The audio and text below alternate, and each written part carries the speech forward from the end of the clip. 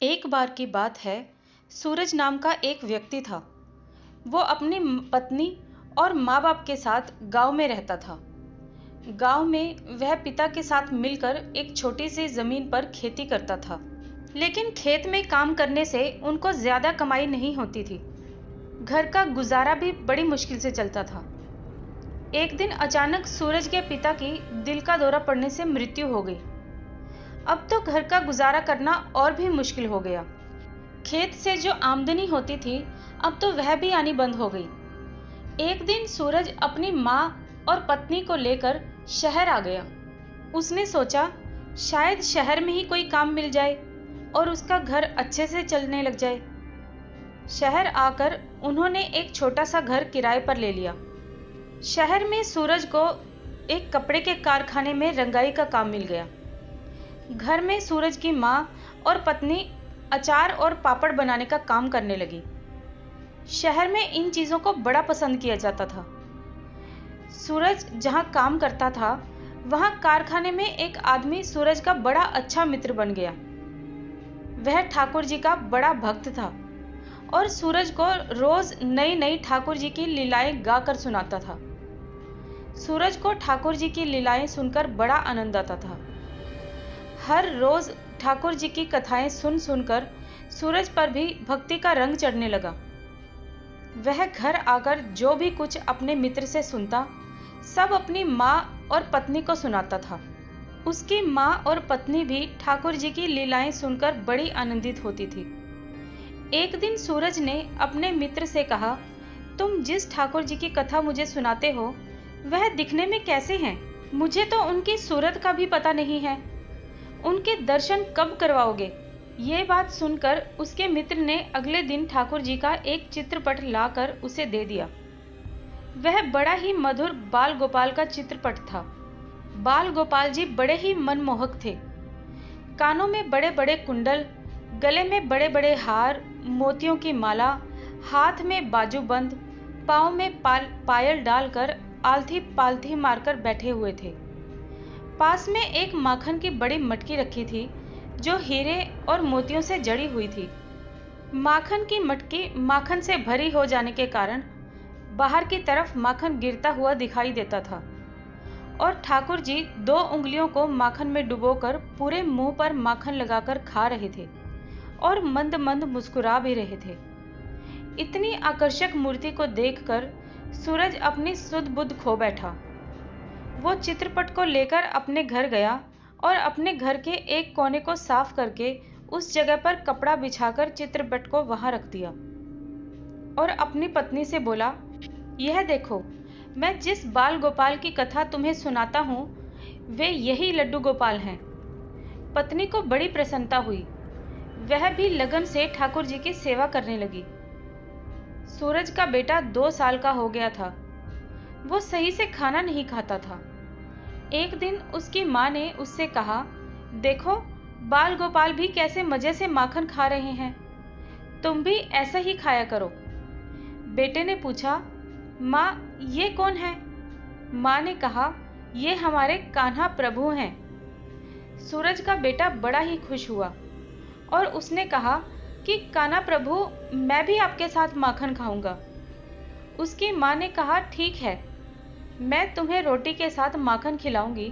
और उसने रोटी का टुकड़ा भगवान के चित्रपट की मटकी पर लगा दिया और बड़े चाव से अपने बेटे को खिलाने लगी, मानो जैसे वह वाकई में माखन की रोटी खिला रही हो। उसकी ऐसी सामर्थ्य नहीं थी कि वह बाजार से जाकर माखन लाकर अपने बेटे को खिला सके।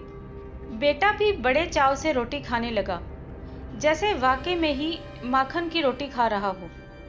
अब ऐसे हर रोज ही होने लगा। वो हर रोज अपने बेटे की रोटी का कोर माखन की मटकी के ऊपर लगाती और उसे खिला देती। इस तरह बच्चा रोटी भी खा लेता और उसे ऐसा लगता जैसे उसने वाकई में ही माखन की रोटी खाई हो। सूरज का बेटा रोज ही ठाकुर जी से बातें करता था और उनसे कहता था कि आप सारा माखन मत खा लेना, मुझे भी देना।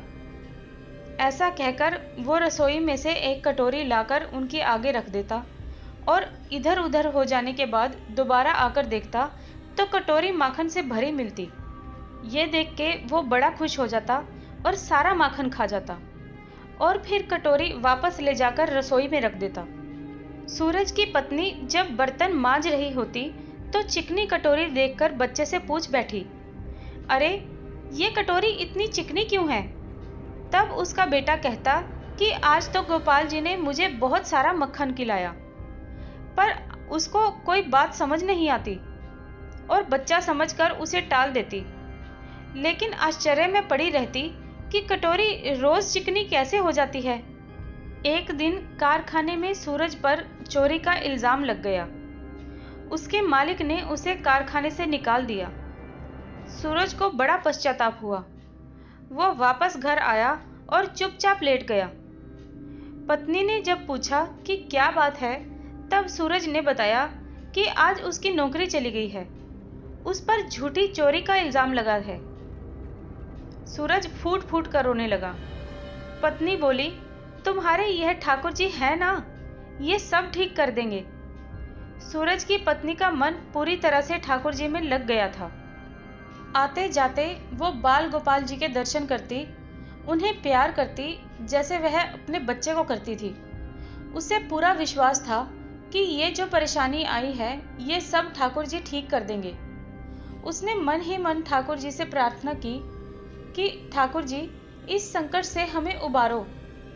अगले दिन सुबह एक आदमी दरवाजे पर आया और सूरज की माँ ने दरवाजा खोला तो देखा कि गांव से एक आदमी आया है जो उनके पड़ोस में रहता था। वो बोला कि आपके पति ने हमारे पास वाली जमीन को खरीद लिया था, लेकिन अचानक ही उनकी मृत्यु हो गई और इस कारणवश मैं उनको उनके पैसे ना दे सका। आज मैंने वो जमीन बेच दी है, उसका पैसा मैं आपको देने आया हूँ। ये आपका हिस्सा है, कुल 10 लाख रुपए हैं, आपके हैं, आप रख लीजिए। सूरज की माँ को बड़ा आश्चर्य हुआ, क्योंकि उनके पति ने कभी कोई जमीन ली थी ऐसा तो उन्होंने कभी नहीं बताया था। लेकिन वो आदमी नहीं माना और 10 लाख रुपए उनके हाथ पर रखकर चला गया। जाते जाते अपना नाम मूलचंद बता के गया। सूरज और उसकी पत्नी ने भगवान का आशीर्वाद समझकर वो पैसे रख लिए और ठाकुर जी को बड़ा धन्यवाद किया कि आपने हमें भारी संकट से उबार लिया है। आपका बहुत बहुत धन्यवाद। लेकिन ये आश्चर्य बना रहा कि पिताजी ने कोई जमीन खरीदी और हमें नहीं बताया, ऐसा कैसे हो गया? उस पैसे से सूरज ने पास ही में एक दुकान खरीद ली और अचार और पापड़ का बिजनेस शुरू कर दिया। काम इतना बढ़ा कि कुछ ही दिनों बाद सूरज बहुत अच्छे पैसे कमाने लगा। अब उसकी दुकान में बहुत सारे नौकर चाकर थे। घर में हर तरीके का आराम हो गया। सूरज जो पहले एक कारखाने में नौकरी करता था, अब उसकी दुकान में ही बहुत सारे नौकर उसके नीचे काम करते थे। एक दिन जब सूरज अपनी दुकान पर बैठा था तो उसके पास एक आदमी काम मांगने आया। सूरज ने उससे पूछा, कहाँ से आए हो भाई? उसने कहा, पास ही के गांव से आया हूँ। तुम्हारे ही गांव का हूँ, यहाँ काम की तलाश में आया था। तब सूरज ने उससे कहा कि भैया, हमारे गांव के ही एक मूलचंद हैं जो अभी कुछ दिन पहले ही मुझे बहुत सारा पैसे दे गए थे और बता रहे थे कि हमारे पिताजी ने कोई ज़मीन खरीदी थी, वो ज़मीन बेचकर हमारे हिस्से का पैसा हमें देने आए थे। इस पर वो आदमी बड़ा आश्चर्य करने लगा। बोला, कौन से मूलचंद की बात कर रहे हो? वही जो तुम्हारे पड़ोसी हैं? अरे भैया, उन्हें तो गए बहुत साल हो गए, वो कैसे आ सकते हैं पैसे देने? उन्हें तो स्वर्ग सिधारे हुए बहुत साल हो चुके हैं। अब तो सूरज के होश गुम हो गए।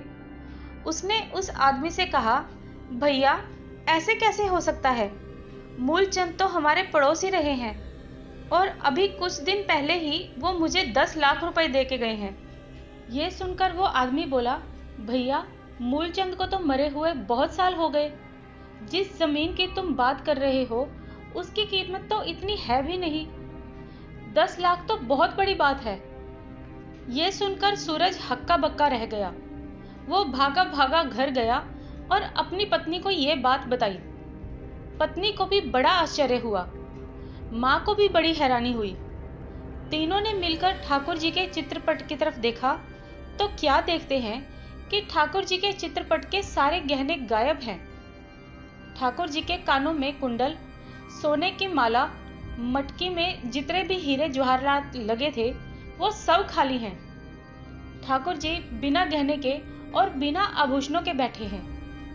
ऐसा देखकर उन्हें बड़ा आश्चर्य हुआ। वो सब अपना सर पीटने लगे। उनकी आंखों से आंसू की धारा बहने लगी। तीनों सिर पीट पीट कर रोने लगे कि ठाकुर जी ने हमारे लिए इतना बड़ा उपकार किया और अपने सारे गहने बेच दिए और किसी मूलचंद को भेज दिया जो अब इस दुनिया में है भी नहीं।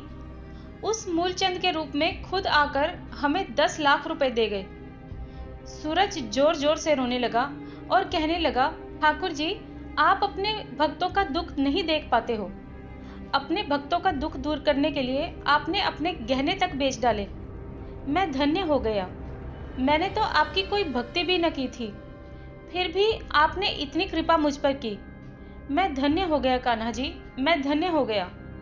वो तीनों ठाकुर जी के चरणों में समर्पित हो गए। सूरज की पत्नी जो ठाकुर जी को ही अपना पुत्र मानती थी, तो आज ठाकुर जी ने अपना पुत्र होने का मोल भी चुका दिया। भक्तों, आज की ये कहानी आपको कैसी लगी मुझे कमेंट बॉक्स में ज़रूर बताएं। मेरे इस चैनल को सब्सक्राइब करें, इस वीडियो को लाइक करें और अपने फ्रेंड्स और फैमिली के साथ इस वीडियो को शेयर भी करें। धन्यवाद।